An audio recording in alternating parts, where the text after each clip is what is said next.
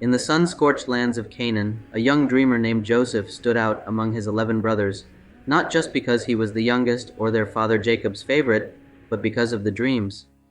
Vivid, prophetic visions that spoke of greatness. In one dream, sheaves of wheat bowed to his. In another, the sun, moon, and stars knelt before him. His brothers saw arrogance, Jacob saw destiny, but jealousy burns hot, and the day Joseph arrived in the fields wearing his vibrant coat of many colors was the day his life shattered. The brothers seized him, their hands trembling with hatred. "Let's kill him," one spat. But Reuben, the eldest, convinced them to spare him. Instead, they tore off his coat and threw him into a dry well, where the sky became a distant circle of light. Hours later, Joseph was dragged out, only to be sold to passing merchants like a worn-out animal. Shackled, broken, and betrayed, he was taken to Egypt. Behind him, his brothers dipped his coat in goat's blood and told their father he'd been killed by a wild beast. But Joseph's story was far from over. In Egypt, he was sold to Potiphar, an official of Pharaoh. Though a slave, Joseph rose quickly, his wisdom and integrity catching the eye of his master. But fate twisted again. Potiphar's wife, burning with lust and then revenge when rejected, accused Joseph of assault. Without trial or truth, he was thrown into prison, forgotten in a place where hope dies slowly.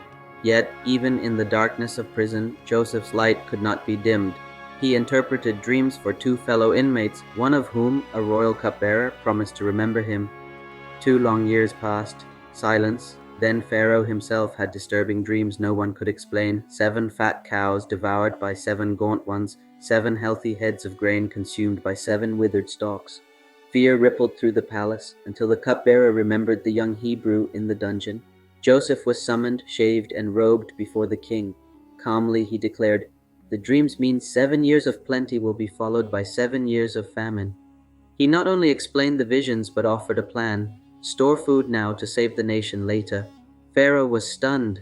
In a single day, Joseph was pulled from a prison cell and placed second in command over all Egypt. Years later, during the Great Famine, desperate travelers from Canaan came to Egypt seeking food. Among them were Joseph's brothers. They didn't recognize the powerful Egyptian governor as the boy they once betrayed, but Joseph knew them and tested their hearts. When he saw their remorse and how they protected their youngest brother, he could no longer hold back.